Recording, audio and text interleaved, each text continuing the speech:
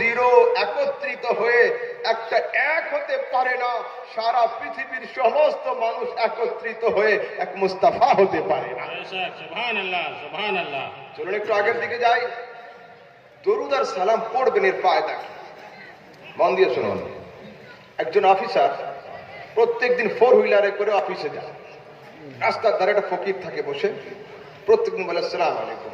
Officer মানুষ, ব্যস্ত থাকে, কখনো গাড়ির উইন্ডো খোলে, কখনো উইন্ডো না খুলে হাত নাড়িয়ে দেয়, কখনো ওয়ালাইকুম আসসালাম বলে চলে যায়। 2-10 দিন কাটার পরে একদিন অফিসার সাহেব অফ ডিউটিতে সানডেতে যাচ্ছিলেন গাড়িতে, বাম দিকে তাকিয়েছেন, দেখছেন ফকির ওখানে নেই। গাড়ি থামিয়ে আমার হাজরাতকে জিজ্ঞেস করছেন, হুজুর এখানে একটা ফকির থাকতো, লোকটা গেল কোথায়? আমাকে খুব সালাম করতো। তা বলছে ও লোকটা অসুস্থ হয়ে গিয়েছে, ও আর আসতে পারে না। অফিসার গাড়িকে থামিয়ে ড্রাইভারকে বলছে গাড়ি ঘোরাও, চলো লোকটাকে দেখে আসি। লোকটা আমাকে খুব সালাম করত, খুব সালাম করত। এই অফিসার লোকটার খবর নিল কখন? ওর সালাম বন্ধ হলো যখন। ও দুনিয়াবাসী মানুষ, এদিকে কেউ খেয়াল করবেন না যে আপনার সালামের উত্তর নবীর কাছ থেকে আসছে কিনা আসছে, নবীর উত্তরের আওয়াজ আপনার কানে আসছে কিনা আসছে, নবীর জবাব আপনি শুনতে পাচ্ছেন কি না পাচ্ছেন, এদিকে খেয়াল করবেন না। মনের আনন্দে নত শিরে নির্বিঘ্নে নবীর উপরে দরুদ আর সালাম পাঠ করতেই থাকুন, করতেই থাকুন, করতেই থাকুন। যেদিন মালাকুল মউত আপনার দেহ থেকে আত্মাকে বের করবে, প্রাণ পাখিকে ছিনিয়ে নিবে, আপনার দরুদ আর সালাম নবীর দরবারে যাবে না। সেই দিন আমার নবী 2 জন ফেরেশতাকে নিয়ে খুঁজতে খুঁজতে আপনার কবরে উপস্থিত হয়ে। সুবহানাল্লাহ, সুবহানাল্লাহ, সুবহানাল্লাহ। আল্লাহু আকবার। নারায়ে রিসালাত। ইয়া রাসূলুল্লাহ, ইয়া আলী, ইয়া গাউস, জিন্দাবাদ,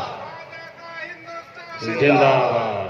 সেই দিন আমার রাসূল 2 জন ফেরেশতাকে নিয়ে খুঁজতে খুঁজতে আপনার কবরে উপস্থিত হয়ে যাবেন।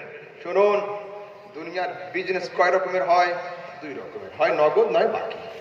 এটাই ইমামে আহলে সুন্নাত বলেছেন, শোনো দুনিয়ার বিজনেস 2 রকমের হয়, কখনো নগদ হয়, কখনো বাকি হয়। কিন্তু নবীর সঙ্গে একবার প্রেমের কারবার করে তো দেখো, নবীর সঙ্গে প্রেমের বিজনেস করে তো দেখো।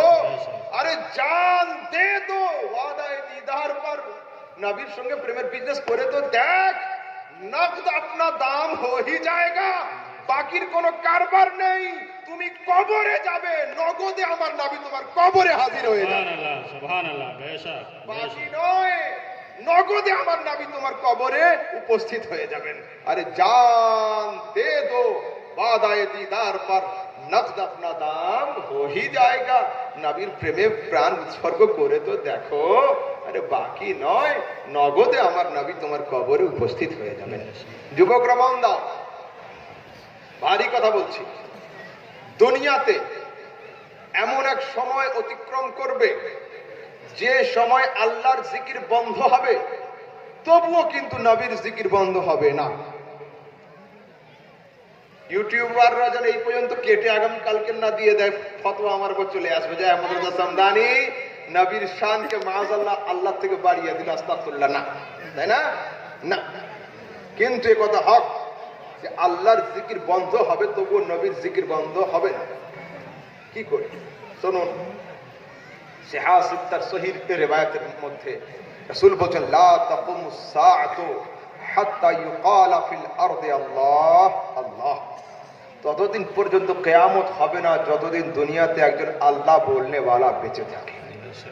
যতদিন দুনিয়াতে আল্লাহর জিকির চলবে ততদিন কিয়ামত হবে না, লয় প্রলয় হবে না, আসমানের সামিয়ানা গুড়িয়ে দেওয়া হবে না, জমিনের বিছানা উঠিয়ে দেওয়া হবে না, চন্দ্রের সূর্যের হ্যালোজিনকে অফ করা হবে না, তারকাদের টুমটুম বাতিগুলো বন্ধ করে দেওয়া হবে না।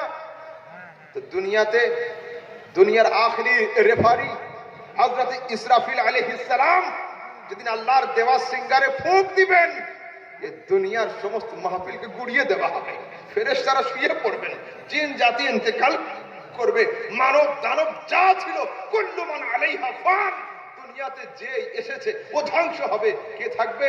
ওয়াজহু রাব্বিকা যুল জালালি ওয়াল ইকরাম, খোদা ছাড়া দ্বিতীয় কেউ থাকবে না। তো দুনিয়াতে কোনো বান্দা থাকবে না, কোনো